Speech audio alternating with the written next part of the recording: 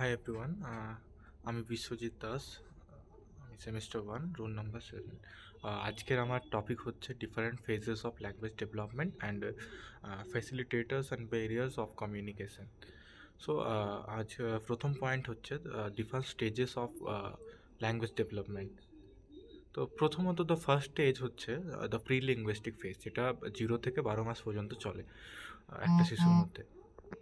প্রথমত সেটা প্রথমত এই স্টেজের মধ্যে শিশুরা প্রথমত সব দেখে দেখে বা শুনে শুনে বিভিন্ন তাদের বাবা মা বা তাদের আশেপাশে যারা রয়েছে তাদের কাছ থেকে তাদের কথা শুনে শুনে শুনে সেগুলোকে সেই এক্সপ্রেশনগুলো ক্যাচ করার চেষ্টা করে। প্রথমত কেউ কোনো কিছু ডাকলে সেগুলো turn taking, maintaining eye contact, কী বলছে সেটা বুঝতে চেষ্টা করে, এবং তার সাথে সাথে জাস্ট ওয়ান ওয়ার্ড কয়েকটা কুইং যেটা বলা হয়, মানে নর্মালি বা বা বা মা এরকম টাইপের ওয়ান ওয়ার্ড টাইপের ইয়েগুলো ভয়েসগুলো তারা বলতে শেখে।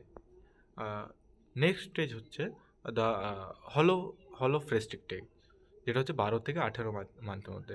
এই ফেজে কী করে, যারা টোডলার বা যারা বাচ্চারা বা single word expresses complete complex thought, meaning is highly dependent on the physical context of the child intonation. মানে এই সময় যখন কিছু হয়, মানে কারো যদি জল খাওয়ার থাকে কোনো বাচ্চা, তাহলে তারা যখন বলে জল বা মিল্ক, এরম টাইপের ওয়ান ওয়ার্ড একটা ওয়ার্ড করে তারা বলতে শেখে। প্রথম স্টেজে যেটা হচ্ছে, প্রথম স্টেজে তারা যেগুলোকে দেখে দেখে অবজার্ভ করে, শুনে, সেগুলো কোনো কেউ ডাকলে তারা ঘুরে তাকানো, এগুলো হচ্ছে প্রথম স্টেজে, মানে প্রি লিঙ্গুইস্ট ফেজে।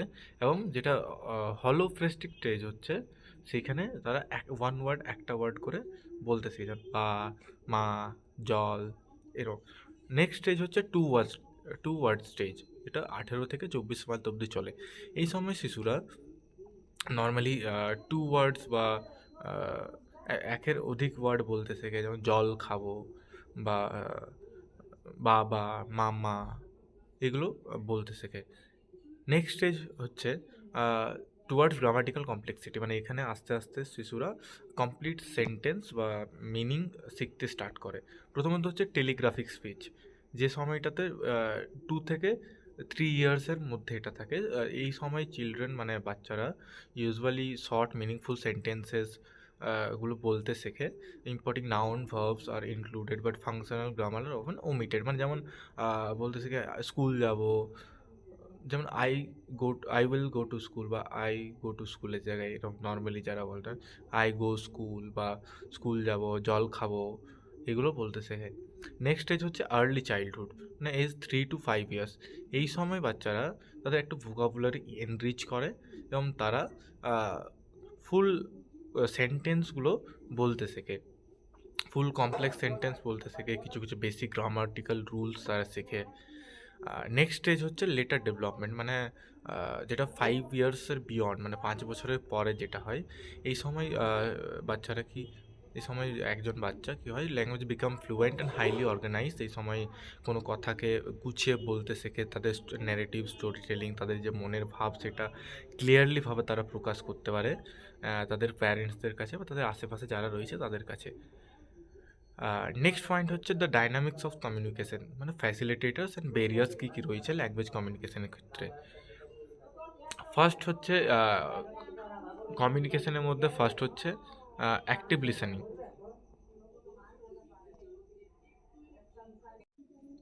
তাহলে কমিউনিকেশনের ক্ষেত্রে আমাদের ফ্যাসিলিটেটার্স কী কী আছে।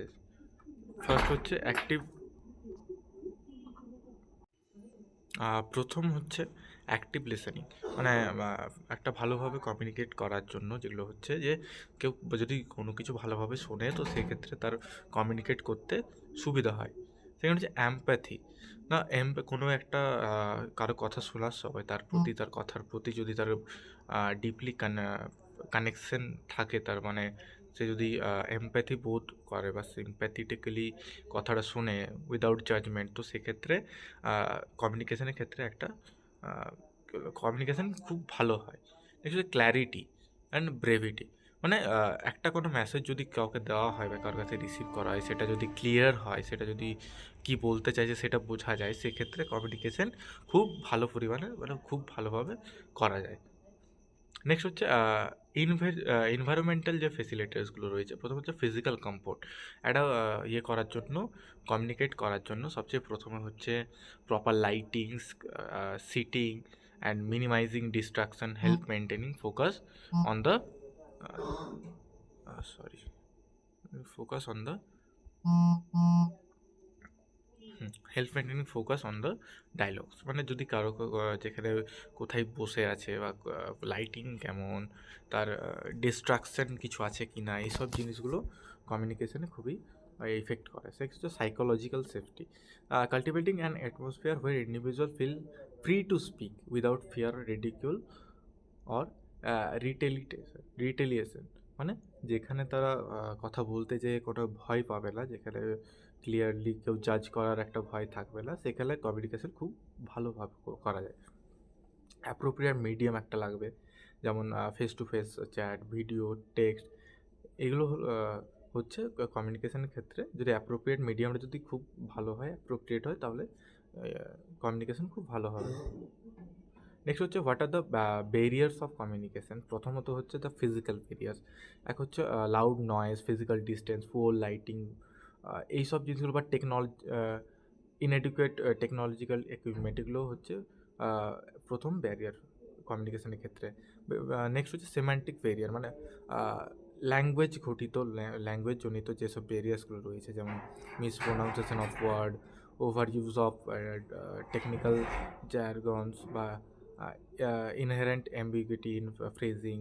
মানে কোনো কথা বলাটা যদি ক্লিয়ার না থাকে, কোনো ক্লিয়ারভাবে না বলা হয়, ল্যাঙ্গুয়েজ বুঝতে না পারা যায়, সেক্ষেত্রে একটা কমিউনিকেশনে ব্যাঘাত ঘটে। নেক্সট হচ্ছে সাইকোলজিক্যাল ব্যারিয়ার।